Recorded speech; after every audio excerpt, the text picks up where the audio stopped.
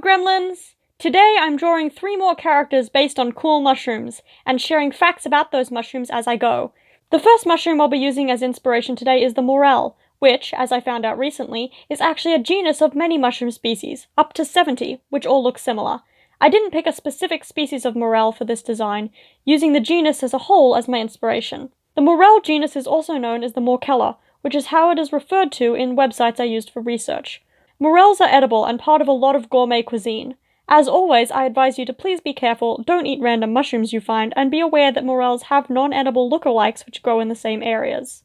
Morels are especially used in French and Catalan cuisine. While efforts have been made to cultivate morels, they are difficult to cultivate successfully, so most of the multi-million-dollar morel industry relies on wild-foraged mushrooms. Morel caps have a honeycomb-like appearance made up of ridges and pits. Morel species are grouped into categories of yellow, white, and black, and different species have different shades of caps.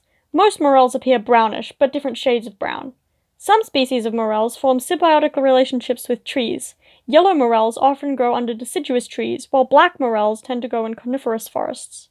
Most morels fruit during spring, however a few species fruit in autumn or winter. Different trees are associated with different species of morels.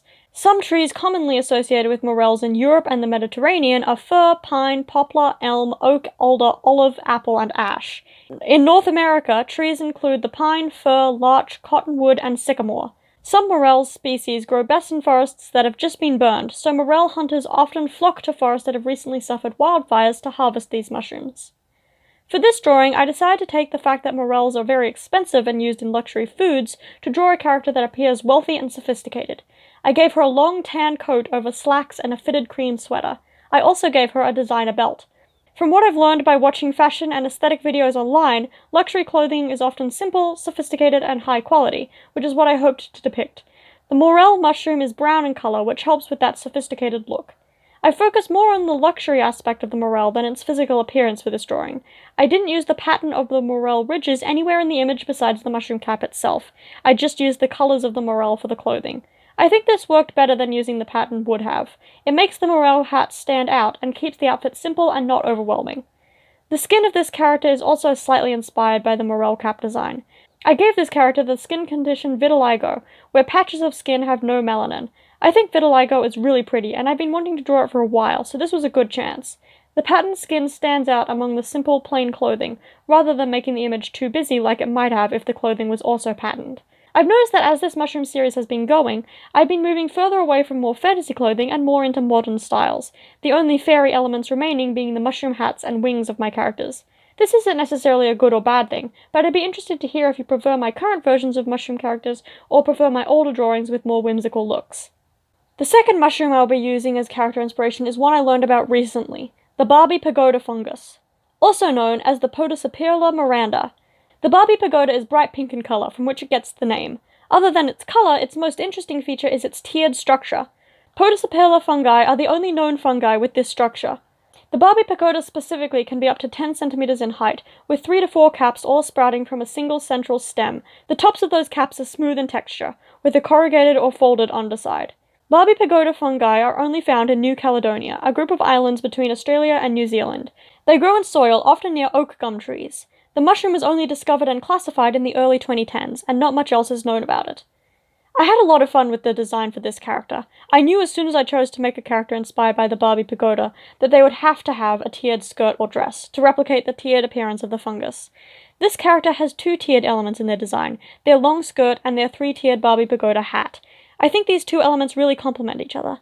As well as the tiers of the skirt, I also used an element of the mushroom's appearance for the bodice. The top of the mushroom caps curl over, and I used that element to inspire a ruffled top. I've used the same design in another mushroom character, the Chanterelle-inspired character, to replicate the same part of a mushroom. Since the dress is rather simple, all one solid pink color, the details of this image come out in the accessories. The most notable accessory, if I should even call it that, is the dark pink corset belt, cinching the waist of the dress. I also gave this character large dangly earrings in the same shape as a single tier of the fungus, a ribbon tied around their neck as a choker, and lacy wrist cuffs on their arms. I also did an interesting makeup look, with shiny dark pink lipstick, pink eyeshadow, and a pink polka dot design under the eyes. I almost forgot to draw the wings for this character, which would have been a problem since this character's pose is flying. I had finished the coloring and shading when I remembered. I quickly sketched some wing shapes. For the first time, I didn't need a reference image to remember how to draw butterfly wings. These wings are a simple design, pink with dots on the edges. This image is very pink, which isn't my go-to color, but I think it looks nice in this context. I especially like how the pink of the character's outfit stands out against the green foliage background I used on all these mushroom drawings. I had fun with this drawing, and after the last few mushroom characters, I liked going back to a little more whimsical and fantastical design. The final mushroom featured in today's video is the turkey tail mushroom, also known as Trametes versicolor. Unlike the Barbie Pagoda, the turkey tail is common and found globally. The turkey tail mushroom grows in rows or groups on the logs and stumps of deciduous trees, getting its nutrients from dead organic matter. This mushroom is recognizable from the concentric zones of colors on its cap, rings of black, rust, and dark brown with pale edges. The mushroom's inside flesh is white and leathery in texture.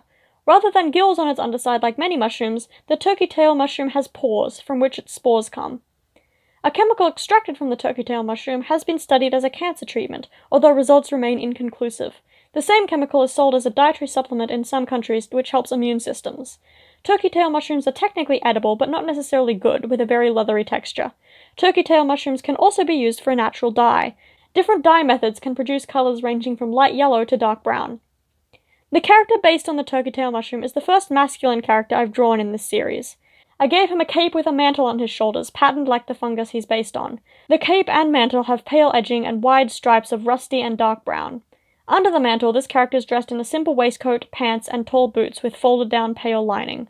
He also has a puffy, historical-inspired shirt. One hand is resting lightly on a simple cane, the other hangs at his side. Like the Morel-inspired character, Turkey Tail's clothing is all shades of brown. The interesting features of this mushroom are its shape and pattern, not its colors. While most of this drawing went well, I had a lot of trouble deciding on a hairstyle.